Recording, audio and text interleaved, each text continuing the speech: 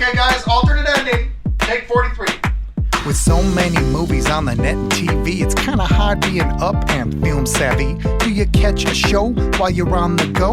And how do you know what to keep or what to throw? How do you know what to keep or what to throw? Tune in, tune in, tune in to alternate ending. Tune in, tune in, tune in to alternate ending. Now!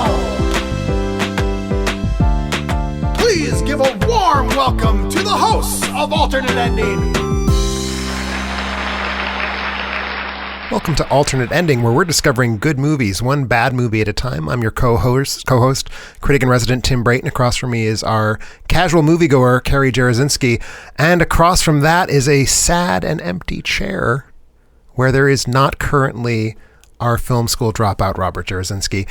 This week, with the opening of Kenneth Branagh's remake of Murder on the Orient Express, we're looking at murder mysteries, our favorites from across the entire history of that very, very reliable genre.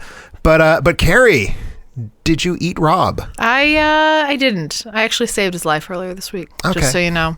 Rob had, I know you know a little bit about it, but I haven't told you, but Rob had a pretty extensive surgery like 2 days ago. And I'm a little disappointed that he's not here. I thought he was going to pull it together, and he is not able to do that. Those hangnails can be killer. I know. You know what? Like, if you don't keep them at bay, and you don't clip them back, they really can get painful. But no, it's really funny. So I didn't tell you all this on the way over because I wanted to save it for you for here. But so like 2 or 3 days ago, he was going in for this sort of like routine kidney surgery. And we're like, oh, it's no big deal. Like he can. I feel like routine, anything in your chest cavity surgery doesn't exist. It doesn't. It feels less routine now that you're saying it like that. A kidney surgery that is more common than other kidney surgeries. That's right. Well, this particular one, like part of me was a little bit mad he was doing it because I'm like, are you just trying to get out of like doing laundry and like household chores? Because he's like, I might be down for the count for a couple days. So we opened his pre-op packet like literally at 9 p.m. the night before his surgery, and it was like, holy crap, I'm supposed to be fasting for like 24 hours or something like that. Yes. It's like, drop the vegan burger, Rob. Like, lay it down. Don't tell. No one will know. So he did that. See, this is the problem with using words like routine to describe kidney surgery. It lulls you into thinking, oh, it's just kidney surgery. It's just fine. Whereas you should be like, he should have spent the entire week making his peace with God in case he died. Yeah, I know. And he didn't do that. He was eating his burger and, wiping the sauce off his face. He's like, well, I better put this down. And then he keeps reading. And it's like, must eliminate, any sort of like bodily hair. He's like, what is happening? Well, they should do that at the hospital. Well, I think it was like you had the option to do it yourself. I think. So I don't want to go in. I don't know what he did. I don't know what happened there. So he had to do that. And then there was all these other things. It was like, oh, you have to use this special soap and you have to do all these other things. Then he gets to it. He's kind of like, well, I might be home. I might be able to do some stuff in the evening. Maybe we can grab some dinner because my parents are in town. It was an 8-hour surgery. Yeesh. So I stayed there the whole time and started to get a little nervous. And I have this like weird... Was it like, did you know in advance that it was going to be 8 hours, or was this like meant to be the 1 day hour? Before we found out that it was going to be 8 hours. So we did that. So then we got in there. He did the 8-hour surgery. Then, I don't know if you've ever had a family member go into surgery. Then somebody comes and they're like, ma'am, we need to speak to you. And I was like, oh my gosh. So they haul you off to this small, tiny room and then they make you wait there. Mm-hmm. And once you get there, then they're like, oh, the doctor will be to speak with you. And I was like, is this a routine thing? And she's like, oh, sure it is. It's definitely routine. We do this for everybody. And was she like shifting her eyes back and forth the way you were just shifting your eyes back and forth? She was like avoiding eye contact with me. So I was like, so here's the thing. If you ever feel like you're maybe going to die, call me and let me know.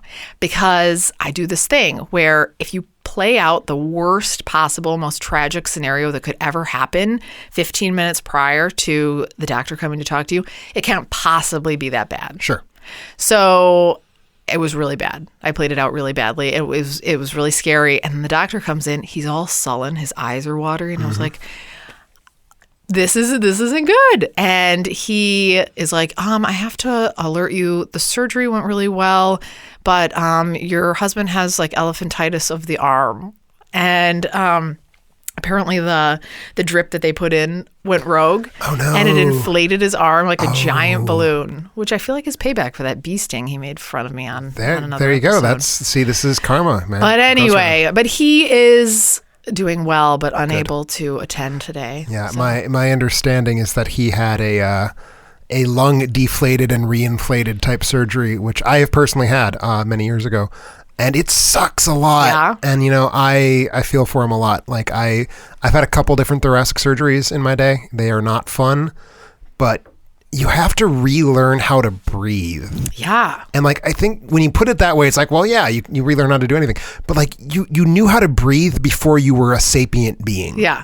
And so relearning how to breathe is, like, this really strange process that comes out post-surgery. So, like, I feel very bad for him. I hope he recovers quickly, and that by the time we get around to next week, he's able to bring his unique charms and somewhat witless approach to cinema back. Well, we always joke about how he doesn't add any value, and then when we were going into this, I was like, who's going to do the intro? That's the thing. Who's going to do the intro? Who's going to push the red button for the record? Who's going to talk about like Amazon and Patreon? And, we talk about how he, those are all practical things. We talk about how he doesn't add value. He's our straight man. I know. And like you and I are going to now just be throwing quips at each other. Back and forth. forth. It's going to be like the worst shitty knockoff Maybe of a Joss I'll try and Whedon be the show. straight man. All right. I'll try and be the straight man this time. Or do you want to be the straight man? But I don't know. I can't make leering statements about male's attractiveness. I'm a straight man. Okay, I'll be the straight man. All right, we won't have. We'll see where it goes. We'll see where it goes. We'll play it I'll try and pick up the slack on the transitions and keep us on track. All right. This could potentially either be 45 minutes or 7 could be hours. our first 7-hour podcast. I do enjoy talking to you, and I will do my best Rob impersonation as I do go through it. So please do. So go ahead and get us started. So tell me if it's good, okay? All right. If it sounds like Rob. Well, hang on, I'm not ready for that. So we're going to talk about the worth mentioning next, right? Was that your Rob? Because that Oh, sounds no. like you. No, Okay. so we really are going to talk about So that. we're going to throw it out to our worth mentioning segment. And what is our worth mentioning, Sarah? Oh, yeah, that's what I was going to say. What is it? All right, here's my worth voice, or my Rob voice. What is the worth mentioning segment of the movies we've seen since the last episode? Which are the ones we want to talk about most? They could be great movies. They could be terrible. But we talk about them, and we share them with you anyway. I feel like your version of Rob is not a film school dropout. I feel he's a drama school dropout. Drama school? I feel like he went to the... Is that a good thing? Yeah, like he took the classes on elocution and like breath control, but then when he got to like character creation, bailed out. Yeah. I didn't actually breathe at all during that. I probably should have. I got nervous. I mean, breathing is good, as Rob himself would be the first undoubtedly to tell us. I wanted to find out. So, what have you seen since last week? I have seen 14 motion Whoa. pictures, 3 of which were shorts. So, let's not go crazy. It's really only 11. Only 2 a day. Only 2 a day. Okay. But yeah, I saw a lot of movies. One of the movies I saw was, in fact, our reason for gathering here today. I have seen Murder on the Orient Express. Yes. So I have now seen all 5 movies from your fall most anticipated That's list. so Carrie. good. Yes. So is that the one that you're going to talk about? Yeah, it is. Tell me more. So Is it good? No. Oh. It was okay. It was better than I expected. So Murder on the Orient Express, directed by Kenneth Branagh, based on the novel by Agatha Christie. So this movie was made once before in 1974 by Sidney Lumet. One of Agatha Christie's most famous stories. I think it's almost certainly either this or And Then There Were None is her best known story. So Hercule Poirot, the Belgian detective, is traveling home from Istanbul, and the train he's on, the legendary luxurious Orient Express, gets caught in a snow bank during a terrible storm, and someone dies. Someone is murdered on the Orient Express. At least they're, sticking to Exactly. what they said they were going to do. So far, truth in advertising. So with nothing else to do, Poirot must figure out who done it, as they say. And so I will say this. I'm not a huge Christie reader. I've read some of her stuff. I was always more of a Doyle reader back in that part of my mystery fandom. And now I'm just more hard-boiled, angry nihilistic detectives punching people. But so I haven't read much Christie. And one of the reasons I haven't is because I've always felt like her stories are so mechanically precise but chilly. So I don't think they make good movies, basically. And I there's this very well regarded series starring David Suchet as Hercule Poirot that was on the BBC, I think, for a few years, or not a few, 10, 20 years.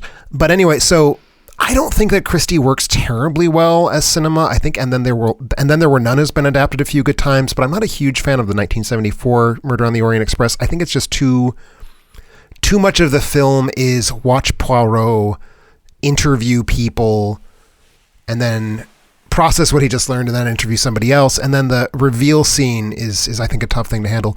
And I don't think the movie does any of those things well. I think the reveal scene in particular, like where he solves the case, is really just amazingly clumsy. And it involves... Are you still talking about Murder on the Orient Express? I am. Oh, okay. I thought you jumped to like the 1974 or something. No. Well, both versions, but more so the 2017. Okay.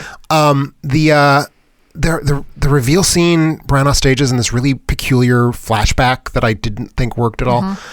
What I liked about this movie, and I liked about it a lot, was actually Branagh's performance, which is kind of shocking. Usually I don't like him when he directs himself, but he plays Poirot with this just very jolly irritation, and he totally does not hold back on the cartoon Belgian accent, which I think is the right choice to make for that character. So I loved him, weirdly, which is not what I expected. And the movie as a whole for the first hour is really fun, and in large part because of that. Like, he's such a good character. There comes a point where it just gets too damn serious, and it's like it wants to be. Should have stayed fun. It wants to be about consequential things, and Christie's source material is too mechanical to do that, I think. So how was Depp in it? Depp is not a detriment. No. Depp's not. No one is. Okay. No one's in it very long who isn't Kenneth Branagh. I think probably. Oh, is that a spoiler? No. I mean, I think of all the many people in this film, they're all putting in extended cameos, more or less. Yeah. Because, of course, after he's done interviewing them, Hercule Poirot eats them alive. That's like the plot. Yeah, No, that seems that doesn't happen. like what I expected. It No. would have made it better. But yeah, if so that so Depp is not a problem. No one's a problem. Yeah. I would say that very few people add anything. Really, Willem Dafoe is the only member of the very jam-packed he was ensemble in cast. this. Yeah, you've got Willem Dafoe, Judi Dench, Michelle Pfeiffer, yeah. Daisy Ridley, Johnny Depp, Josh Gad, Derek Oh my Jacobi. gosh. It could be so good. All Others, those people. many people, Penelope Cruz. But they all have like a very small thing to do. And Yeah. this was also a problem in the 74 film. So no one really distracts from the film. I think, honestly, Dafoe is the only other person besides Branagh who I think adds much. But yeah, I mean, I thought it was fun. It was very beautiful. This movie was shot on 65 millimeter film, so it looks astounding. If you're going to see it on the biggest screen you can. Gorgeous, like vistas and sunsets and all. But I don't know. I just thought the tone was off. It was too serious for how fun and fizzy it started out. Do you think that... So did you knew what was going to happen? Yes. So do you think that had you not known what was going to happen, would it have been better? I think that's a possibility. Do you know how it goes? I don't know. I'm curious to hear what you think of it, because for me, the biggest single difference between this film and the 74 film, other than that the 74 film remains fizzy throughout, it never gets serious, is the pacing. The 74 film takes more time and sort of lingers and lets itself enjoy its moments with its characters.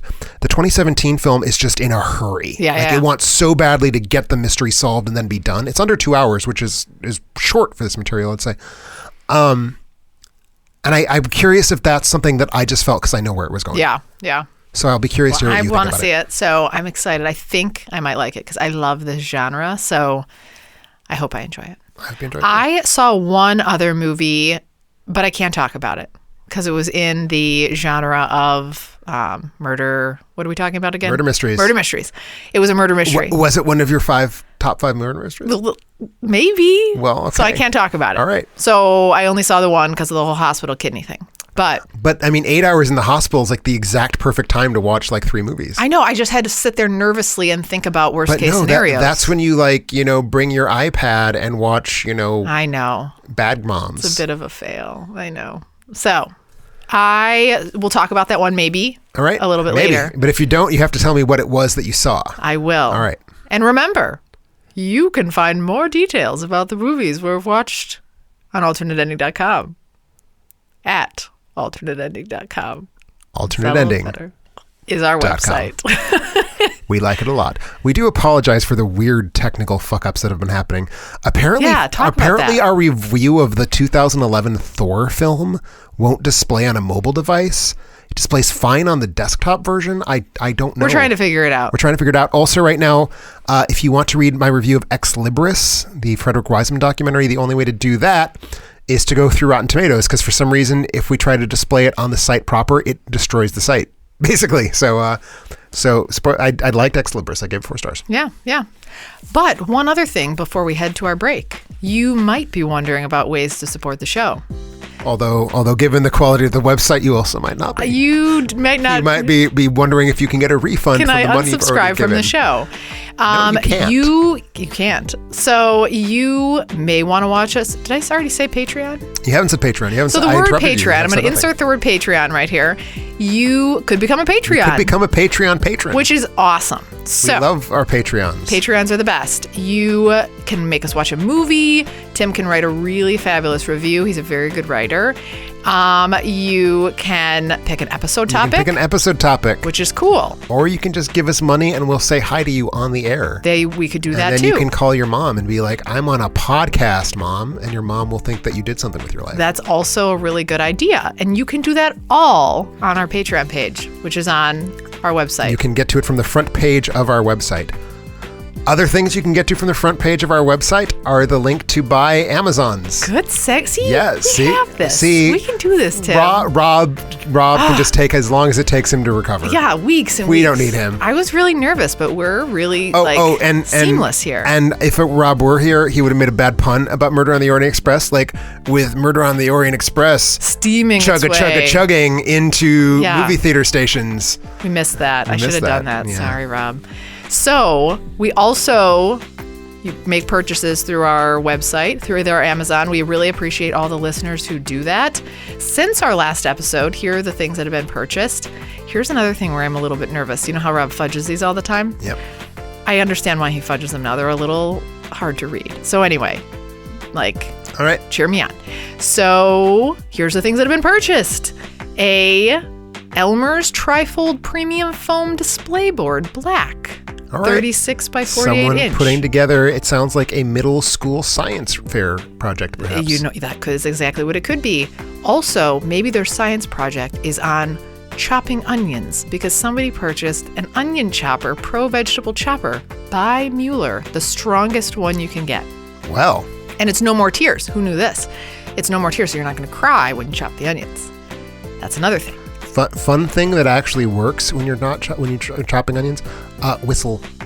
If you whistle? If you whistle, you don't tear up. I don't believe that. It happened. I do it. That's how I chop onions. Are you sure? I whistle show tunes. I'm gonna do that later. So what do you like? Which show tune? Usually something from Sondheim. Interesting. I'm gonna try that after that. Mine will be Moana, but I'm gonna try it. Good. Or does it have to be show tunes? Well, Moana's a show. I mean, it's a movie show, but it's got a soundtrack. So we also have heavier duty multi-vegetable fruit and cheese onion chopper dicer. This is another onion chopper. Wait. We have 2 onion choppers that were sold? Yes. I wonder if two of our listeners are going to have like an onion chopper duel. Maybe they are. Ooh. And if you're listening, don't forget about the show tune whistling. Well, I guess you don't need it. Well, no, because you bought the thing. And that saves you from So actually just return this. You don't need this. But, still, you can save some time. Okay. Not everyone's a good whistler. My mom can't whistle. So can't whistle. Anyway, so then there's also another trifold premium foam display board. 2 of those. Thanks for that. A Golden State Art metal wall photo frame collection in aluminum silver. Pro photo frame. Kind of need one of those. 11 by 14. Bigger variety. All right. Somebody purchased Belle of the Ball in the toys and games department. Okay. Could be good. And somebody also purchased, this is a really cool one, the Craftsman drawer liner roller container thing that's 22 inches by 85. Is so that's one big. Of the words that is generated by Amazon's it's report. really weird how they're not great at wording these things on there. I'll have to provide some feedback. Clearly. But yeah, so that's awesome. So we really appreciate the purchases. And when we get back, we'll talk about our top 5 murder mysteries.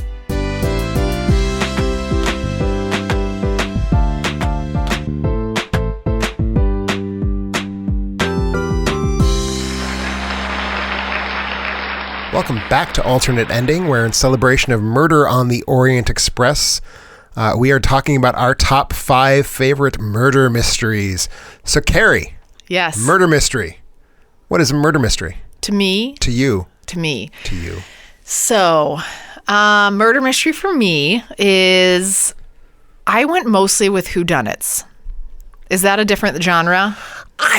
There seemed to be a weird amount of like very fine, and I'm not one to talk about weirdly fine-grained discussions of genre. Our readers seem to have very clearly defined sense that a whodunit and a murder mystery are not the same. And to me, they kind of are, because yes. The only time you see a whodunit that's not about a murder is in like a children's parody, like Who Stole the Cookie Jar? Right. And if you have a cookie jar film on your top 5, I'm not going to judge. I'm going to judge it a lot, but I won't do it out loud. You'll do it offline, yeah, for sure. I'll blog about it. I think with your name, we'll include your name. So here's it. It had to have been somebody was murdered, and we have no idea who did it. And we have to follow along to find out. So for me, I unfortunately couldn't include a movie like Seven because I know who did it. I haven't seen his face, but I'm not questioning multiple people and who did it and trying to figure it out. I just don't know that it's Kevin Spacey. So spoiler alert! No, that was not a spoiler alert. It wasn't Kevin Spacey, but it was Brad Pitt. It was totally and Brad Pitt. So like for a movie like that, I have to disqualify it. So it has to be, I have to assume that it could be anybody, many people. I can't be knowing that it's, some guy in a hole dressing up women or whatever like you might do. It can't be that. As we all do. As we all do. So it couldn't be those. So it had to be, it could have been anybody, and I need to figure out who did it. Right. Basically. Yeah. For me, there is like Seven's a serial killer movie. It's a cop movie. It's a cop movie. It's a cop movie. Yeah. And of course, cops, what do? They investigate. What do they investigate? Mysteries. Murders. Or murder. Yeah. I feel like there's a quantitative difference between like a cop procedural and a murder mystery. Right. And like obviously we think murder mystery, we think like, an old chateau in the storm where everybody's like locked and there's a cast of a dozen people. And like, I think that's a very pure version of a murder mystery. Mine is not nearly that pure. For me, it had to be chiefly about the investigation. Like that has to be the main focus of the narrative, is that someone is dead. Yep. And the other people are trying to figure out how they died and who did it to them. Some of my films, play with that. Like they're variations on the convention of the murder mystery. And that was one of the things I actually liked about the films on my list. It's that they're not just, the world's greatest detective announcing in the parlor which of the assembled guests is secretly a Russian assassin or what have you. Right. So mine are sort of, I'd say, promiscuous with any reasonable definition of murder mystery, but I also feel good about them all. So this one was more of an intuitive thing for me than a strict definition. All right. So these are, in your rank order, ones you liked more made it higher to the top. Ones in which the nature of the investigation seemed most engaging. Okay. Although even then, my number one doesn't fit with that quite, but we'll talk about that when I get to my number one. I am expecting 66% overlap. I'm expecting 0. Oh, really? I think you're wrong. I think there's a great possibility you've seen none of the films on my list and heard of only 2 of them. I think there is a great possibility you have seen all of my movies. All right. And that you love at least 2 to 3 of them. This is a genre I adore. Me too. Totally. I don't know if you know this about me, but I have seen every single Matlock episode that ever existed. That makes you as cool as my late grandfather. Really? Yes. That's so flattering. Yeah, I love this. Like everything Jessica Lansbury, Matlock, Perry Mason. I could watch this genre all day. I think Jessica Lansbury is not the name of a human being. Murder, She Wrote. Angela Lansbury. Did I say Jessica Lansbury? You said Jessica Lansbury. So, Angela Lansbury plays Jessica Fletcher. In order to prep for this episode, I had to have quite a bit of white wine so that I could do these really great intros and outros. I think we should be prepared to be completely hammered on wine before this episode's done. I feel better about it, especially considering Tim and I are sitting on the same side of the table right now. Rob was like, I set it up so you guys can sit in your same seats. And it's like, but then it's like we're those 2 people on an awkward date who want to look at each other but can't. And it's weird. There's been moments in my life that have been less weird than this, for sure. So, but we're going to trudge on. I mean, in theory, in the last 72 hours, you've come face to face with your husband's shaved scrotum. So that must have been weirder than this. I definitely didn't look, but I heard. I'd have looked. I know you would have. I might look before I leave your house. The doctors advised not to look. So we're talking about movies here. So let's go. Do you want to go first or me? Ooh. Maybe. I can go first. No, I think I should go first. Okay, you always go first. Because this is on your list too. And that's why I want to go first. Gotcha. And I want to talk to you about this movie. So 5. number 5 is the 1954 Holy shit. Vertigo. That's from 1958. No, it's not. Vertigo's totally from 1958. I'm double checking you on that. You double check me while I talk about this movie. Is it really? It really is from 1958. So I think they started recording it in 1954. There's another Hitchcock murder mystery from 1954. So I watched the one with Alfred Hitchcock, written by Alec Copel, James Stewart, Kim Novak. No, you totally watched Vertigo. Okay, yeah, okay. Okay. Vertigo's from 1958. It was not shot in 1954. So that was a research hiccup. That was a small test that I was giving to you there. So is this on your list? It's not. Really?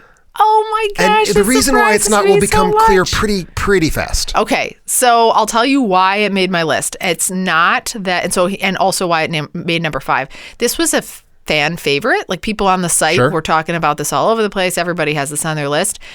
And so I even... Oh, this is why you texted me to ask if I could loan you... No, Vertigo. And you never responded. I Twittered you and you never responded. I don't respond to people on Twitter. I know you. Still. We're sitting 7 inches from each other right now. Then you had other means of accessing me besides Twitter, didn't you? I don't even know how to tweet, but I thought maybe you would throw me a bone and tweet me back. No. So I'm texting you next time. Do you own this? I own this very much. So I paid $3.99 for this. You should have asked me if I had it. I saw it like 3 days later because I don't log into Twitter. I know. So anyway, this is the story of John Scotty Ferguson, who's played by James Stewart. Sure is. He is a retired San Francisco police detective who suffers from acrophobia, which is a fear of heights. And Madeline is a lady who leads him to high places. Who's played by Kim Novak. She is. So basically, Kim Novak's plays Madeline, and her husband comes and asks. So her husband is Scotty's old school friend. Yes.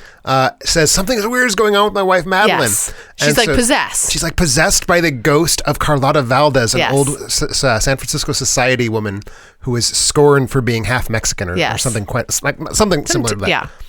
And then he goes out and he's supposed to track her down and follow her and figure out what's going on. And so this Madeline woman keeps attempting to take her own life. And you believe that she's possessed by, what's her name Carlotta again? Valdez. Carlotta, yes. And so they go to her grave and she sees her walking around and going to her grave. And she dresses like Carlotta. She wears Carlotta's exact her hair. It has like a little bit of a bun. A little thing going, like a little swirl. A little swirl. Because spirals are a very important visual motif in this movie. That's very true. I'm just noticing that now. And so... in the course of the movie, though, John Scotty Ferguson, I can't know why I can't pronounce his name. Scotty.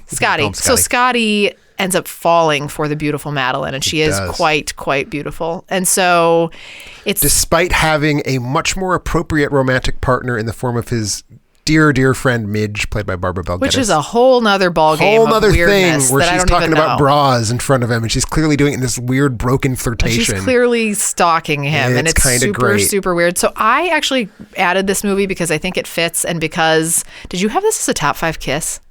I might. No, maybe. I had Notorious. Oh, Notorious is what I have this as a top 5 movie ever made. That might be what you're thinking of. This movie does not... I love the balls off of Vertigo. Why? Because it's good. No. So it was good. It was good. It made your top 5 murder mysteries. So it made my top 5 murder mysteries because it was good in this genre of movie. So this is definitely not the best Alfred Hitchcock movie. This is definitely the best Alfred Hitchcock movie. It wasn't even that much of a twist. He does great What are you fucking talking about? Did you fall asleep? It was like this little like mini twist. It was like, oh, this thing happened. Whoops. Yep. Like, oh. What? Like, are we talking about the same? The twist that happens 2/3 of the way through. At the top? No. Wait, what twist? When she dies. Yeah. And then he sees a woman who looks like her. Yeah. And there's a twist revolving that woman. Yeah, but I didn't think that was much of a twist. No, it wasn't that good. Like, I thought it was going to... So here's what I thought. I thought the friend that he should have gone for with the bra thing was going to somehow play into this, and all of a sudden she was a super weirdo, and yet she was like... she vanishes. She vanishes from the last part of the movie. Yeah. She's not in it. I know, but that never plays out. Like, why is she such a weirdo? Because she's not weird. She's Barbara Bel Geddes. She's delightful. Well, I know, but she was obsessive over him and stalking him. That's because he's Jimmy Stewart. I don't know. He's cute as hell. I don't know. He had kind of a weird, like, voice thing They're all going weird. on. Well, that's Jimmy Stewart. But no, it's Maybe a great so. twist. I didn't think it was that. So I enjoyed the movie, but I enjoyed it in this genre of movie, but I don't think it's the best Alfred Hitchcock. Don't think it's that twisty. And really, it felt more like a haunting movie for the majority of it until the very end with... Well, that's part of the twist. Yeah. Is that it's not at all. But you it kind know of is. that that's not what it's going to be. It becomes a weird, like, re-haunting. We'll thing. talk about this more on a spoiler episode. If you've missed this movie, lots of people love it. And I did enjoy it. But when I saw that you gave it a 5-star rating, I was like, oh my gosh. It is. It's not a 5-star. I believe my highest rated film in the English language. Oh my gosh. I think that's just because you probably like Kim Novak and James Stewart. I don't actually like Kim Novak very much. I do like James Stewart a lot. I know. That's what... Well, I have a full review on the site, so I would people can go see. It's a very highly rated in Tim's mind. I talk enthusiastically about how this is the best movie. I did enjoy it, and I did enjoy that people recommended that we actually do see this, so I'm glad that I did see it. And that's what made me number 5. Excellent. Well, here's why I had my immediate holy shit, because my number 5 is an Alfred Hitchcock film from 1954. Oh! Titled Rear Window. Oh, you did Rear Window? I went with Rear Window. Oh. See, is this a murder mystery, though? I think it is. This is one of those ones I was saying where it's sort of like, and that's why I didn't have Vertigo or anything else. I was doing one Hitchcock film. Yeah. It's a murder's been committed. Yes. But the mystery is, has it? And that's kind of where we're at. So it's not a whodunit. We know who. If it was done, we know who the dunner was. Right. We just don't know if it was done. But I think that's the part that it disqualified for me, because I really enjoyed this movie. A patron subscriber had us watch this several months ago. But you know who the potential... you already know who did it. It's just did they or did they not do it. A lot of the films on my list are sort of like interesting variants on the standard. And to me, this is just such a variant. Like, the question is not, are we investigating a murder? It's, are we investigating anything? Or is Jimmy Stewart, who plays, in this case, a character named L.B. Jeffries. Did I call him James Stewart? That's probably weird. Well, James, Jimmy. He was always credited as James, but he's a Jimmy. A Jimmy. He's such a Jimmy. Like a Jimmy. He apparently in his Hitchcock films had a lot of like nicknames. In this case, Jeff instead of Jeffries. In that case, Scotty instead of John. So he is wheelchair bound after a terrible accident on a race course. He's a photographer for a Life magazine type thing. So he's healing up and he's bored out of his mind. In the meantime, his beautiful, beautiful sorority girlfriend, Lisa Carol Fremont, played by Grace Kelly. She is quite lovely. She is beautiful in this movie to a degree that is unfair for every other person in every other circumstance in life. Completely agree. And there's that shot where like the camera's just like gazing up at her from his position and it's just like the most luscious thing. So that's going on. So she is sort of badgering him about like, why won't he just marry her already? God damn it. And he, has this weird like class resentment thing going on. And every now and then he's visited by a physical therapist named Stella, played by the unimpeachably great Thelma Ritter, maybe the all-time greatest character actress in Hollywood cinema, frankly. I adore this woman. But anyway, he's bored. He's got some binoculars. He's got his cameras with various telephoto lenses. So he's looking around, spying on his neighbors because he's just a bored old perv. He's watching people kiss. He's watching people fight.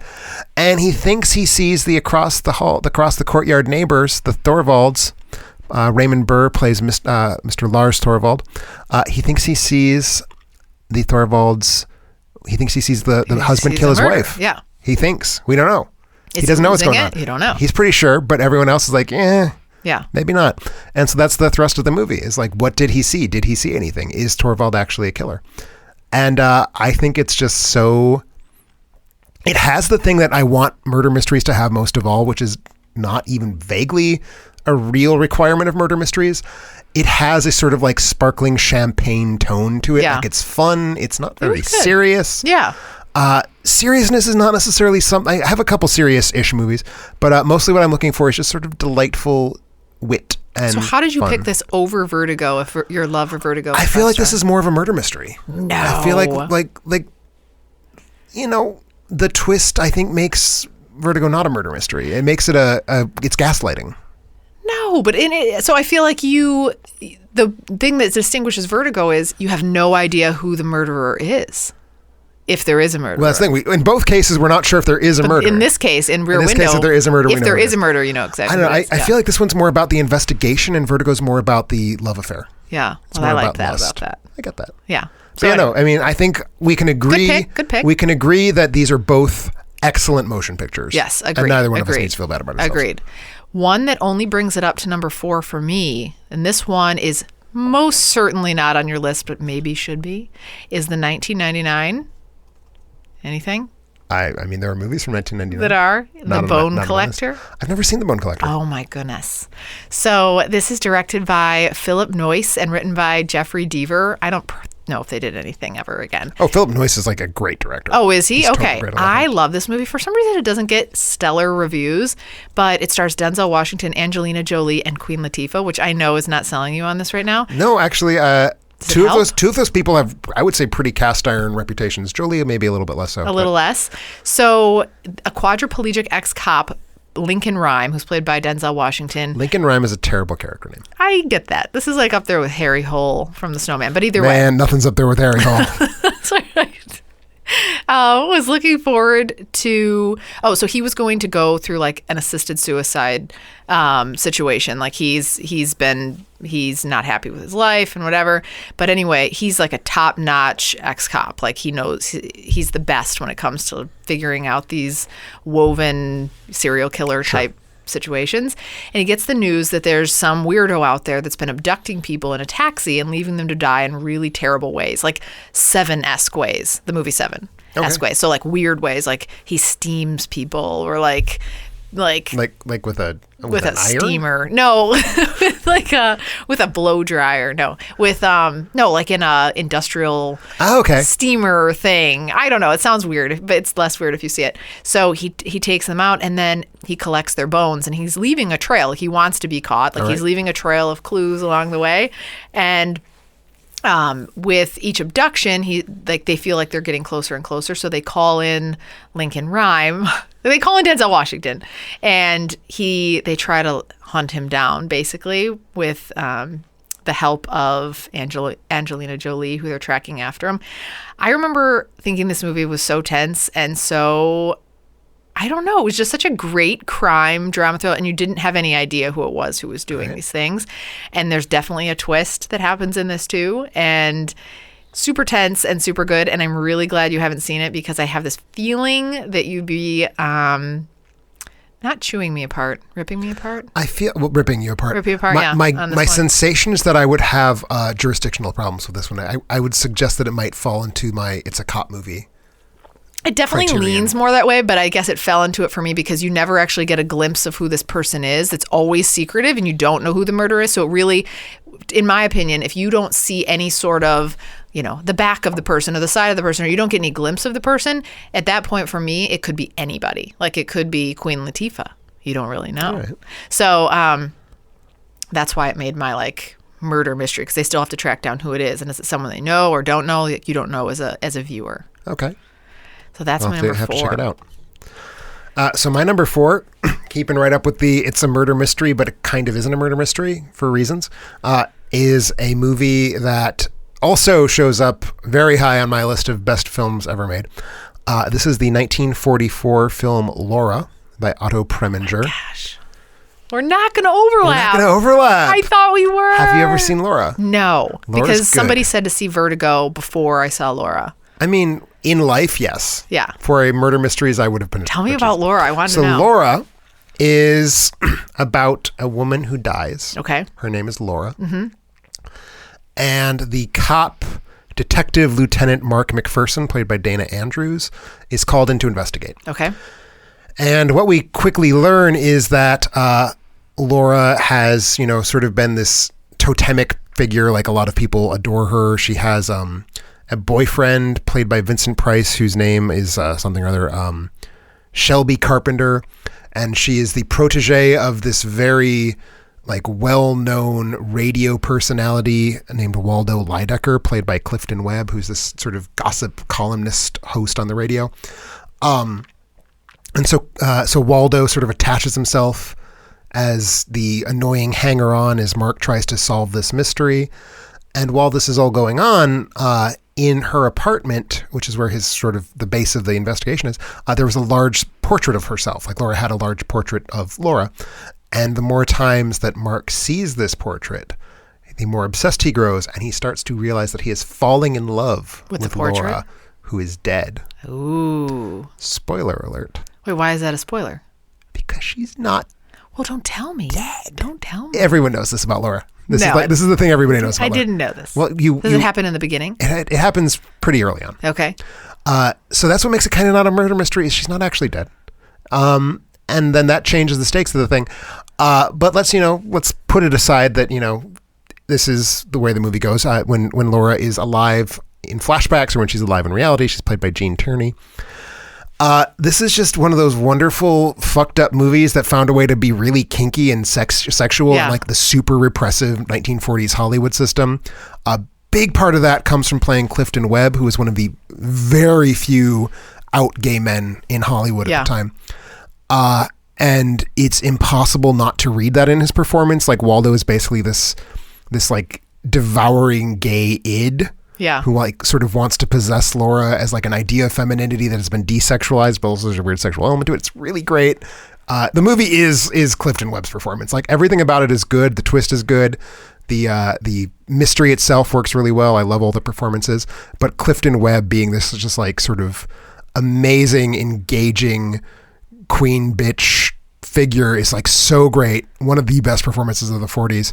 And his performance is just top to bottom filled with these amazing aphorisms that Clifton Webb is like uniquely well suited to deliver. So just an absolutely great classic film noir, really short. It's only like 80 something minutes. Essential viewing. It's just one of the essential films of the 40s. So is Laura into Clifton when it's all said and done? Well, that would potentially be a little bit harder to say without getting us into spoilers. Okay. I'm kind of tempted to see it. I can let it to you. Do you like I have it? this one on You DVD. have that one too? I have this on DVD. Do you like this more than Vertigo or less? Slightly less? I like it less, although it's playing in the same ballpark Okay. in terms of like psychosexual fuckery. All right, I can go. That's a genre I love to get into. Psychosexual fuckery it's a good genre. Yeah, it is. Kind of in that same vein is, I can't actually say that genre that you just said again clearly or together with those words, but I can say... Is the word fuckery a dirty word? It's just, there's like a lot of words there that you said. You could say psychosexual screw-in.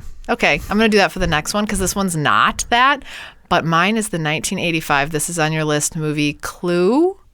This is not on my list. Tim! Why? You've seen it. I've seen it. It's a delightful movie. There's just so many good murder mysteries. Oh. And I couldn't put all the good ones on my list. Oh my gosh. So this one's so good. This is directed by Jonathan Lynn and written by John Landis and also Jonathan Lynn. It stars so many people. So many people. So many people. So if anyone's ever played the game Clue, which would be weird if you haven't, you should play the game. But this stars Eileen Brennan as Mrs. Peacock. Tim Curry plays Wadsworth. Madeline Kahn plays Mrs. White. Christopher Lloyd, Professor Plum. Michael Keane is Mr. Green. Leslie Ann Warren plays Miss Scarlet. I personally always chose Miss Scarlet when I played the game. I don't know if you had a preference.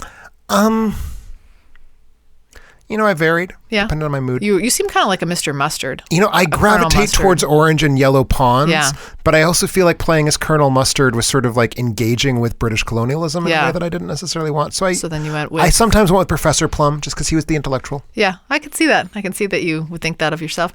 So sometimes I went with Mrs. White because she was the, in the game, not in the movie, she's the maid. So yes. she's like, working class hero sort of situation. Okay. I can see Got to bring a well-honed sense of political representation to your board games. Yeah, is all I'm saying. I completely agree with you on that one. So a movie. Also, if I played the Clue Master Detective Edition, which added new characters, I always played as the Frenchman Monsieur Brunet because he was this very sort of Coca-Cola colored and then you could say his name like that. Monsieur Brunet. Yeah, yes. Yeah. Okay, I can see you doing that too. I think. You did? I think so, in his card. Okay. So it's a movie about 6 guests, a butler and a maid, and they're all connected with a secret. And so they come... And incidentally, Martin Mull plays Mustard, as we failed to mention. He? But he's very good. Wait, who does? Martin Mull. Oh, yeah. Excellent. Across the board, excellent performance. Yeah. So these people are all brought to like a hotel, right? No, it's the manor home of Mr. Body. The manor home, yeah. And so they realize that they all have a similar secret. And so they're all being connected and they're all being blackmailed at the same time too. And so when the blackmailer arrives, the butler reveals that he's arranged the evening and intending to kill the blackmailer with the guest's help. But the blackmailer turns the tables, saying their secrets will be exposed unless they kill the butler. So then the lights go out and somebody is dead. I'm not going to say who. Nope. But then when the lights go back on, everyone's looking around at each other and they're like, who killed him and how? Yes. And it becomes and where? And where? With what? With what? And so that's the movie. That is the movie. And it's so good. It's so good. It's a direct parody of And Then There Were None, which is the Agatha Christie novel. And of course, it's a video game based, or a movie based on a board game, which is also cool. Which is cool, and like I think the only example of it ever being done well in history. Yeah, Jumanji though. Jumanji's not technically based on a board game, and technically isn't good. The first one. Yes. Okay. So back to Clue. Let's not talk about Jumanji and hurt my feelings. So I just thought this movie was hilarious and funny and weird and. I don't know. All of it worked. It's for a me. great character, like great cast of characters played with some really good comic actors. Has a really fun structural thing. I'm not sure how you've watched this movie in your life or if you know this, Carrie. It has 3 endings. Yeah. And if you watched it in theaters, each time you saw it, it could potentially have a different ending. I did not know that. So the ending on home video, they've just been... So on VHS, they were just stitched together so you could watch all 3 of them at once. And it sort of was like, but maybe this happened. But actually this happened. On the DVD, you can randomize which one you see. Oh, okay. In the theaters, you only got to see one. On the DVD, you can also see all 3 at the same time. So that's cool because it's like Clue, because the game Clue is always the same setup, but it's always a different combination of who, with what, and where. The problem is that obviously the 3rd ending is best in Clue, the movie. Like, it's been a while, so I'm uncertain of what you're talking about. Among other things, it's the only one of the endings that has Madeline Kahn talking about flames. Oh, right. Flames. Okay. Flames on the side of my face, which is obviously the best line in that movie. Sure. So, like, you got to make sure you get the right ending. Okay. But you loved this movie. I love this movie a little bit. Okay. But not on your list. I think it's a little overrated. I think that it has some clunky moments, but it's a really good movie. Just the right rated. But, so wait, that was my number 3. So what is your number 3? It is my number 3. My number 3 is, I can't think of a fancy way to set it up, so I'm just going to dive right into it. My number 3 is 1974's Chinatown. Okay. Also not on my list, and also thought we would overlap here. What's happening? I don't know. Well, I mean, maybe I'll have your number 3 yet. I still have 2 more to go. Written by Robert Towne, directed by Roman Polanski. And, you know, that's its whole thing. But Chinatown's still really good, and it will always be really good, regardless of who directed it. So this is a movie about a really seedy, shitty private detective named J.J. Gittes, played by Jack Nicholson, who has eked out a living in post-war Los Angeles photographing people screwing around on their spouses. Okay. And he's fine with this, even though it makes him just an objectively terrible human being. So does this take place in Chinatown in Los Angeles? It takes place in Los Angeles. Chinatown is used in a metaphorical way. Okay. So Jake Gittes used to be a cop. The reason he's not a cop anymore is because of something that happened in Chinatown. And we sort of get to know more about that. But so one of his subjects that he takes photographs in this very seedy, sordid way is a man named Hollis Mulray. And Jake takes the photos. Everything's fine. He doesn't care. He moves on with his life. And then Hollis Mulray ends up dead. Okay. And so Gittes is now hired by Mulray's wife, who is not the original Mulray's wife who had hired him in the first place. So he immediately discovers he's being played because he was hired by Mrs. Mulray, who turns out to have been a liar, and the real Mrs. Mulray, played by Faye Dunaway, now hires him again to figure out what the hell went on. But we don't know who that lady is. We find out eventually why there is a fake Mrs. Mulray. Okay. I mean, we pretty much are keyed to accept that the second Mrs. Mulray is actually Mrs. Mulray, in part because we know that Faye Dunaway is the second highest billed actor in this film. So he goes on a hunt to find who killed Hollis Mulray and why, and why were they setting him up as a patsy for all this. And along the way, discovers this unbelievably complicated conspiracy involving water rights in Los Angeles, and that, you know, this death is just one tiny little part of a very, very elaborate cog. You know, murder mystery is maybe not the thing that is at the forefront of this, but murder mystery is the springboard of it. It's also probably the best private detective movie ever made, so I feel like I had to give it some points for that. Just an amazing example of 1970s cinema in every regard. Beautifully shot, very well acted. The structure is great. It has like this impeccably cynical screenplay where everything is awful and everybody in the world is the worst person, and how that sort of manifests itself. Is it scary? It's not scary at all. Okay. There's nothing scary in it. It's a good thriller. I mean, there's some tense moments, but it's basically, just about like how humans are basically depraved, and that plays out in this like very prominent way involving political corruption in Los Angeles at the exact moment in time that Los Angeles is going from like this little nowhere burg where people make movies into one of the major American cities, and how that process involved shenanigans. Yeah. This was a favorite on the it's a really good movie. Like, this is an easy recommendation for like one of the best American movies ever made. Do you own this one? I do. Oh, good. I totally do. So yeah, I mean, I'm sure people haven't seen it, so I don't want to give away too much. Not that I think you could get pretty far into this movie with leaving still a lot of twists to go, but that's basically what it is. It's just a great movie that has just stuff happening over and over, and there's new things to discover basically all throughout this very long movie until like the second to last scene. And one of Jack Nicholson's very best performances. Chinatown. He's an actor who's capable of going a little bit overboard, but in this case, he was right on the money. Okay.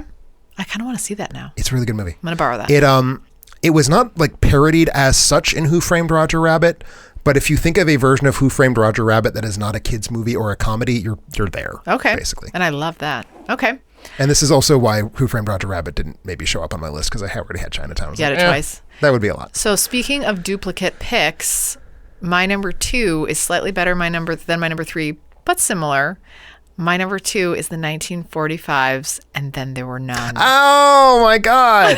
I thought you would have this so much. I thought about having this. Oh, I totally was like, oh, he'll definitely have Vertigo, And Then There Were None for sure. And probably Clue. My 66% rating is going down really quickly. I can't believe you don't. So this is directed by Renee. Is it Renee Claire? Renee Claire. Renee Claire. I actually was just this morning watching a different Renee Claire film. Which one was this I Married morning? a Witch. Oh, okay. Which is delightful. And this was written by Agatha Christie. It stars Barry Fitzgerald from The Quiet Man. We talked about that last episode. Sure did. Walter Houston. Yep. Roland Young. The father of John Huston, who is in Chinatown. Oh, see, it's all connected. It's all connected. It's an octopus. That's right. And there's a bunch of other people in this, so I won't go into it. So many people. So there's 7 guests from Bavarian backgrounds are invited to an isolated island by a host, the Owens, that nobody can find. At dinner, a record is played from the host that alleges that all the people present are guilty of murder. And that's the last time I'm going to say murder like that, don't worry. And suddenly, people start to die. And it becomes this fantastic who's-done-it story as the guests continue to try and figure out who's done it, because at the same time, people are continuing to get offed. So I thought this movie was so good. It's so good. As I mentioned when I was talking about Murder on the Orient Express, I think this is really the only one of Agatha Christie's stories that works well in cinema. And it works really well. So well, it's right? It's the basic template for the body count murder movie. Like this is going to sound like I'm saying horrible things. Every slasher movie ever made owes Agatha Christie. Totally. For this film. Like, that's what's going on. It's like you're watching a cast of 10 people become a cast of 0 people. Yeah. And it's such a good mystery. And this is the best version of it, too. It's been filmed, I think, 4 times. I've seen 3 of those. This is definitely the best one. Yeah. And it's based on 10 Little Indians, which I love the book so much. And I know you said you're not a big fan of her writing, but this is my favorite of the ones I've read, which is not many. Yeah. Well, yeah. And I mean, it's a short little book, but I think it's a story that you're like, you really are. This isn't a book or a movie where you're thinking, oh, it's definitely, like, you really don't know. And you are trying to piece it together and figure out motives. And yet it's so difficult. It's so great because when you always get to a certain point in a murder mystery where it's like, okay, of these people who are left, obviously it's X. Yeah.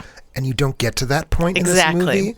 And it does that on purpose. Oh, totally. It's so good. But you're so entranced by the whole thing that you're following along. Like, you're not even, this is also at a stage where you're not thinking, well, like, oh, it's definitely this person. And so they're going to, it's got to be this person that's this ancillary character because it couldn't be any of these people. And they're going to try and trick me. Like, you're just so following along with what's happening that you're just kind of lost in it.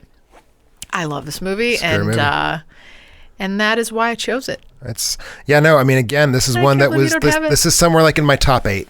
Okay. It was in somewhere between 6 and 8. Couldn't make it. So that leaves me with my 1, and this is your number 2. This is my number 2. So I'm going to head back to film noir. I've done neo-noir with Chinatown. All those recent ones that you've had in there. So yeah, so I need to go back to a classic movie. Got all the way into the 70s. I was feeling very, very bad about it. So this is a 1949 film, although it wasn't broadly released until 1950.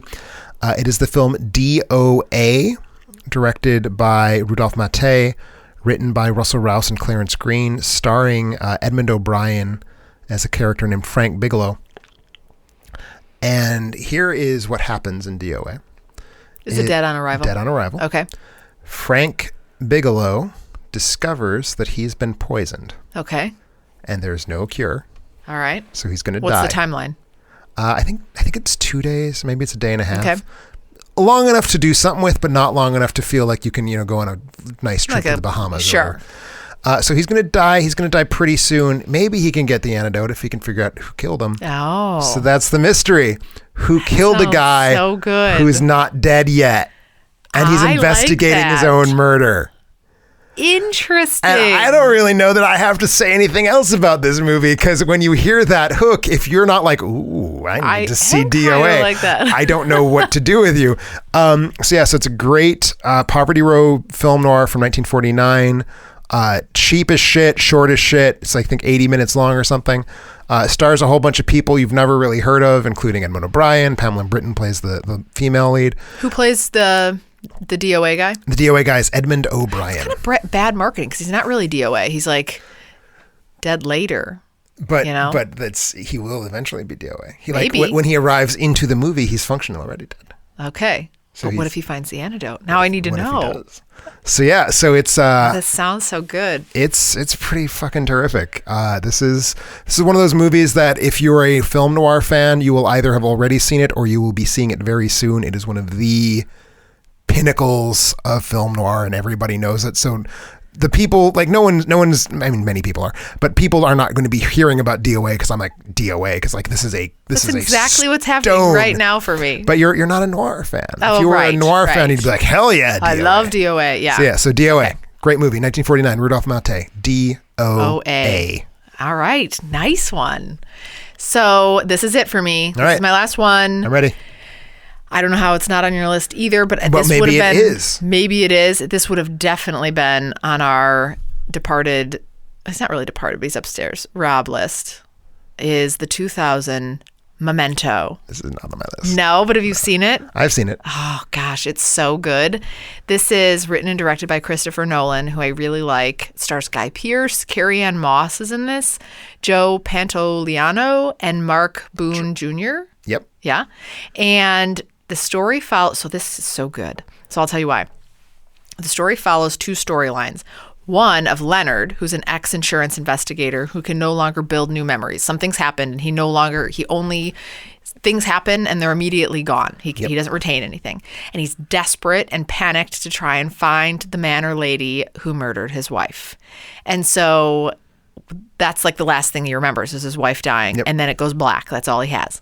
So he keeps taking notes on his body. Yes, he does. To try and indicate like memories, like, oh, this happens. And so he keeps tracking forward in the movie. But at the same time, one storyline is moving forward and the other story is moving backwards till you converge in the middle to reveal what has happened and what really happened to his wife and who the murderer is. And this is an epic movie. Based on what I just said. That's all you need to know. I need to see this movie again. I was pretty cold on it at the time. I think that I found it like a gimmick in search. Like, I think it was so much of a gimmick. Of what? The backwards thing. But who else had done that? Like, it was done in a Harold Pinter play, I think, called it's a Betrayal. I'm going to look that up real fast. So it's not the first time it had ever been done. Certainly the first time it had ever been done in like this very flashy genre. First time it had ever been done well is what we'll say. No, I think that's fair.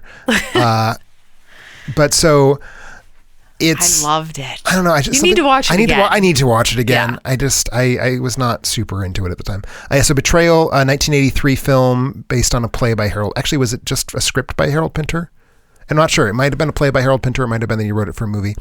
The movie stars Jeremy Irons and Ben Kingsley, so it's totally worth it. Yeah. But it's also a romantic melodrama. It's not a murder mystery. Oh, but this was so... Memento is 100% a murder mystery. So much.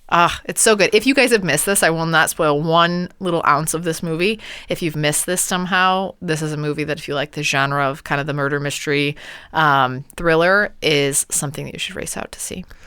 So I'm going to go with Memento's very near polar opposite while still remaining in the same genre. So whereas Memento is this sort of grimy, miserable, sad slog about a dead wife. Yeah. My number one is primarily about a husband and wife who are still very much together. Okay. Very much in love. Very much enjoy fucking and drinking. Yeah. This is 1934's The Thin Man. Oh, directed by W.S. Van Dyke, based on the novel by Dashiell Hammett. Adapted by Albert Hackett and Francis Goodrich, and starring the absolutely magnificent William Powell and Myrna Loy as Nick and Nora Charles. Okay. They are a pair of New York socialites who, in their free time, solve crimes. Mm-hmm. And in their free time also get just so drunk. Yeah. And they're like the cinema's greatest high-functioning alcoholics of all time. And it's... Wait, but in real life they are? Well, the actors aren't drunks. The characters are drunks. Oh, okay. Well, you said like you basically never see Nick and Nora not with a drink in their hand, much like our podcast right now. So it's I'm gonna set this glass down because I feel so it's this absolutely sparkling. So I get, I was talking about like this kind of champagne vibe of murder mysteries. This is just about watching two gorgeous people wearing gorgeous clothing, bantering, and clearly again this podcast. They just want to fuck each other every second. Now you made it weird. Because Rob's not here. That's true. And so I'm trying with you, but it's not the same as when I get banter with Rob. But no, so it's just they're like married, they're in love, they're horny for each other, they're romantically just engaged with each other. It's great. Right. Loy and Powell have like some of the best screen chemistry ever, and there's a murder mystery in there, and like they're trying to figure out what's going on, and they're trying to figure it out. They're trying to solve it. Like I think Nick is actually a private eye, and Nora is just like has a good time. Yeah, she just hangs out. So there's multiples of these. There's a series. I believe 5 films, and this is the best. The first one's the best one. Okay. The first 3 are all pretty damn good. Like any franchise, it started trailing off, but the first one is really damn good. Is it? I mean, it's my number one murder mystery. You sold me most on not The Thin Man, but the one that you just the DOA. I'm sold on the DOA. Right. I mean, they're different things. DOA is like a good tense thriller. The Thin Man is a comedy. Yeah. It is a comic romp that happens to involve a murder mystery. Okay. And in that respect, I thought about, is this really my number one? And then I kept coming back to, no, Nick and Nora are great. Yeah. They're my favorite couple. If I was friends with Nick and Nora, I would always be trying to get invited to their house. Right. So that you could also be drunk. They'd have the best booze. They have the best parties. They have a dog. They have this amazing little dog. We don't have a dog. You should get a dog. They have a dog named Asta, who is the best dog. Asta's a great dog. That's this is just a lot of people had that one on the listener list. It's just a sparkling playground of everything that makes 30s movies good. The costumes, the sets, the movie stars, the dialogue. That sounds good. It's candy. It's just a big bowl of candy. I'm going to borrow that one too. You should. You can borrow all of these. I think that's it. That's it. Those are our top 5s. That's what we did it, Tim. We did it. Without Rob. I don't know. I still feel like it was better when he did the intros and the outros and all that stuff. I think it's, yeah. We'll see if we pass the test. We also every week ask you to share your picks and thoughts for a chance to win. Right, because I would have just gone right to the out. So this is good that you're here, because I would have been like, thanks, everybody. Oh, Rob made me do it. Well, there you go. Okay. So you can also win an Amazon movie rental that we send you for free. And I think technically we give you like a $5 credit. It's like a $5, and you can also get like, what if you Cheerios. get $2? You could get like a $2 rental, and you could get multiple movies. Yep. But all you have to do is play along. So this week, the people that played along, the number 5 pick that came in was Clue. Nice. There it is. Number 4 was Seven, which disqualified from my standpoint, but and from mine as well. I gotta be honest. I know. I knew it was him all along, but. Excellent movie. I'll pick it for something else. There's another one, Gosford Park. Okay. Have you seen that? I have. It's a very fun movie from 2001, directed by Robert Altman. about a murder that happens kind of midway through, actually. It's an upstairs-downstairs sort of story about a British manor home in the, I think, 20s, where we see a bunch of rich people larking around, and we see the working class people who get the food on the table and so on, and someone dies midway through, and then like, what happened? They figure it out. And then we find out. Okay. So that was number 3. Number 2 was Laura. So Nice. that was you. I'm actually interested to see that too. And number 1 was Chinatown. All right. So unfortunately for me this week, most people did align with your list, but there was that clue on there as well. So our lucky winner this week was MC. I don't know if he's French or not, but if he is French, his name is MC Stefan. And if he's not French, his name is MC Stefan, I think. All right. And I think between those two, you can if it's you probably know we just said your name. I think you probably do. He or she picked at number 5, Chinatown, 4, Laura, 3, Sleuth, 1972. Nice. 2, Psycho, and number 1, Vertigo. I am going to take some exception with calling Psycho a murder mystery, but other than that, that's a rock solid list. Yeah. So MC Stefan, shoot us an email at contact@alternatending.com for details on how to claim your free rental. And if you want to also get a free movie like MC Stefan, it's Stefan. I think it's Stefan. MC Stefan. Be on the lookout for our spoiler episodes and top 5 movie posts on Facebook and Twitter to share your favorite picks. So in closing, thank you for sitting through with Tim and I. Thank you for having patience to deal with us two jackanapes. We really, really appreciate it. And thanks for leaving all of your things on social media. Go out to our Facebook page and you can like it there. You can go out on Twitter and tweet with us because Tim and I like to tweet. We are so enthusiastic about tweeting, as mentioned earlier on this very podcast. That's right. And you also go to alternatending.com and read Tim's reviews and comment on the podcast there, and subscribe to our podcast on iTunes or Google. And do say and write us reviews for the podcast on the iTunes page, right? iTunes. I don't know. Oh, yeah. That the database of podcast reviews, wherever it might be held. Yeah, that's super helpful to us. This week we had some additional ratings that went out there, which helps too. So if you can't think of anything to say, give us some stars. You can give us some stars. Really helpful. I did some research this week on like how do podcasts get known and how do they get recognized, and one of the main things is like how many reviews you have. So that's really awesome for you guys to do that. And then next week we have one of those aforementioned Patreon choice, Patreon choice. Patreon subscriber picked top 5 parodies. Yeah, that's courtesy of reader and listener Travis Neely. So thank you, Travis, for helping us out there. So thanks. Yeah, we'll be Googling the definition of what that means right after this show. So thanks for that, and we'll catch you then.